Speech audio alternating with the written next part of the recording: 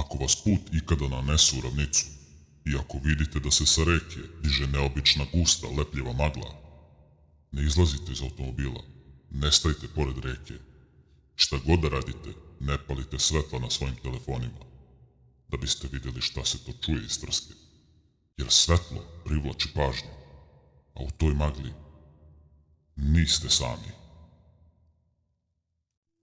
Kada ljudi pomisle na ukleta mesta u Srbiji, mislim obično odlutaju ka mračnim šumama istočne Srbije. Pomisle na vlašku magiju, na planinske vrleti, gde se navodno kriju drekavci, na napuštena sela na jugu, ali postoji drugačiji horor.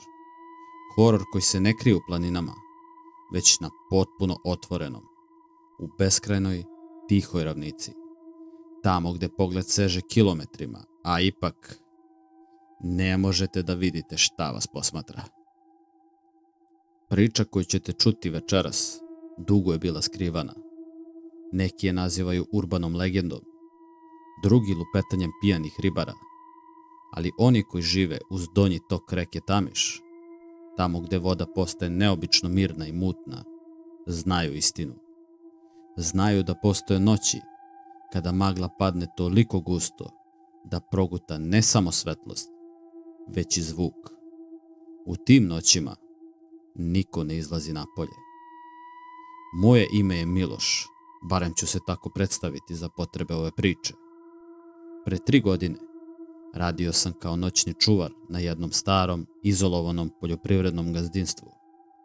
Mesto je bilo smešteno bukvalno na samoj obali Tamiša, daleko od asfalta, daleko od signala mobilne telefonije.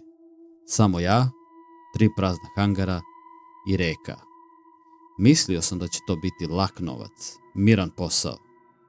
Nisam ni slutio da ta reka ima pamćenje i da ponekad vraća ono što je progutala.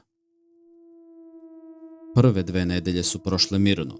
Moja rutina je bila jednostavna.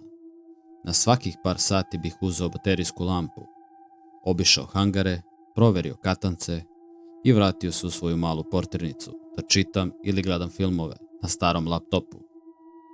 A onda je došao novembar. Sa njim je došla i slepa magla, kako je zovu stari meštani.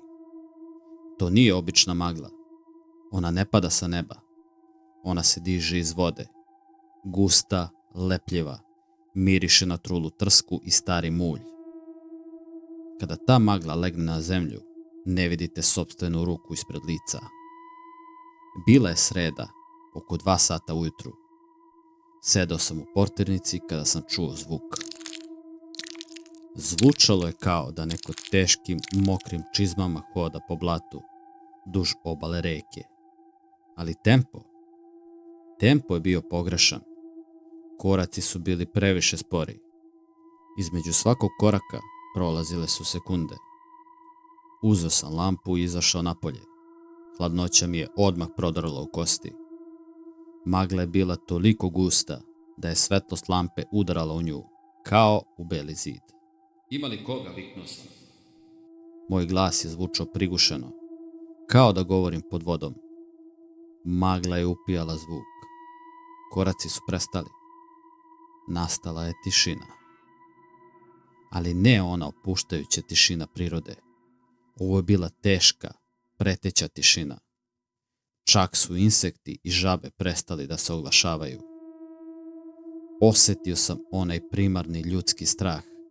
Onaj instinkt u stomaku koji vam govori da ste posmatrani, da ste plen. Ugasio sam lampu.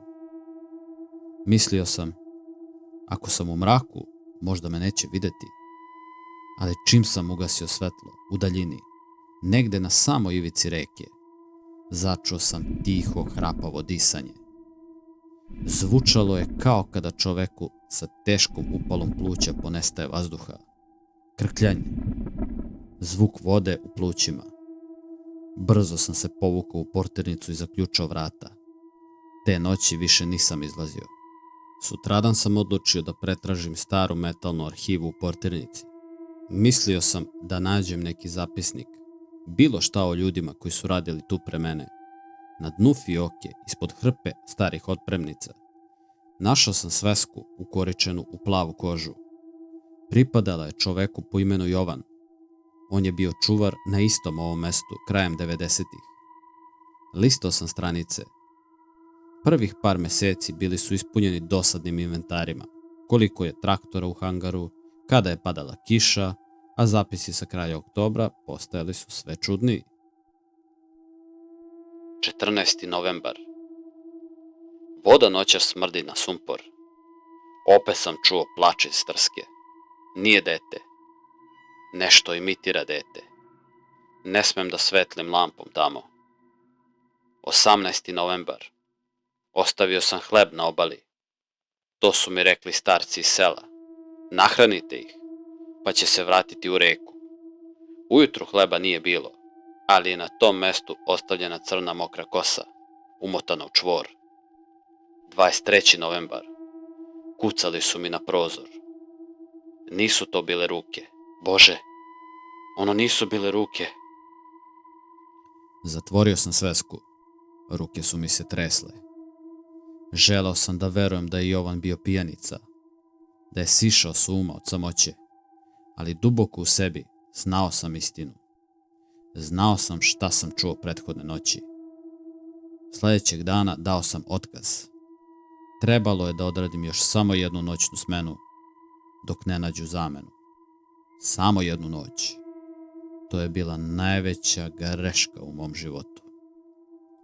Ta posljednja noć počela je užasno. Struja je nestala oko ponoći. Pokušao sam da upalim agregat, ali bio je potpuno mrtav. Baterija na telefonu mi je bila na jedva 15%. I dalje nije bilo dometa. Sedao sam u mraku portirnice. Zavese su bile navučene. Svetlost punog meseca se probijala kroz rupe na roletnama, iscrtavajući oštre linije po zidu ispred mene. Tada je počelo. Prvo sam čuo udarac o zadnji zid hangara. Zatim tišina. Onda na hangaru broj 2. Bliže. Nešto je išlo od zgrade do zgrade. Nije kucalo. Nije grebalo. Udaralo je tupom silinom. Kao kada neko baca vreću mokrog peska o metalne zidove. Sklupčao sam se ispod stola. Ugasio sam baterijsku lampu. Zadržavao sam dah. Udarci su se sada čuli na šljunku. Odjekivali su tačno ispred mojih vrata. A onda se kvaka polako, bolno polako, okrenula prema dole. Vrata su bila zaključana. Čuo se zvuk natezanja brave. Metal je počeo da cvili. Sila sa druge strane nije bila ljudska. Ono što me je najviše prestravilo nije bilo lomljenje brave. Bio je to miris. Kroz pukotine ispod vrata počeo je da ulazi odvratan smrad. Miris stajaće vode, mrtvih riba i nečeg starog. Nečeg što je predugo bilo na dnu tamiša. Brava je pukla. Vrata su se polako otvorila. Nisam smeo da podignem glavu iznad stola. Gledao sam samo u pod. O bledi kvadrat mesečine, koji je sada padao na pločice u sobi. U taj kvadrat svetlosti zakoračilo je stopalo. Bilo je bledo, gotovo prozirno, sa kožom koja je visila u mokrim dronjcima. Sa stopala je kapljala tamna tečnost, stvarajući crnu baru na podu. Nije bilo obuće, ni prstiju. Samo otečeni bezoblični patrljak. Čuo sam ono isto krkljanje iz prve noći. Sada je bilo na metar od mene. Moje srce je udaralo tako snažno da sam mislio da će probiti rebra. Znao sam, ako podignem pogled i vidim u lice, to će biti posljednje što ću ikada vidjeti. Nešto hladno i mokro okliznulo je o moju nogu ispod stola. Bila je to kosa. Dugačka, crna, zapetljana kosa. Vukla se po podu kao živo biće. U tom trenutku, na zidu, tamo gdje je padala mesečina, vidio sam senku onoga što stoji iznad mene. Nije imalo normalan oblik. Imalo je dugačak iskrivljeni vrat, a tamo gdje je trebalo da budu ruke, visile su dugačke grane trske isprepletane kostima. Odjednom, iz daljine se začula sirena. Dugačak, prodoran zvuk voza koji je prolazio prugom nekoliko kilometara dalje. Stvorenje se trglo. Senka na zidu se naglo izdužila. U sekundi mokra kosa je kliznula sa moje noge, a stvorenje se nezamislivom brzinom izvuklo kroz vrata, nazad u maglu. Ostao sam ispod stola sve dok prvo svetlo zore nije obasjalo sobu. Kada sam konačno ustao i pogledao napolje, magla se razišla. Sve je izgledalo normalno. Sve osim tragova blata i tamnog mulja koji su vodili od mojih vrata pravo nazad u tamnu, sporu vodu Tamiša. Pokupio sam svoje stvari, nisam zaključao portirnicu. Nikada se više nisam vratio. Postoje delovi naše zemlje u kojima priroda još uvijek drži svoja pravila. Tamo noć ne pripada nama. Ono što spava na dnu blatnjavih reka ne želi da bude ometeno.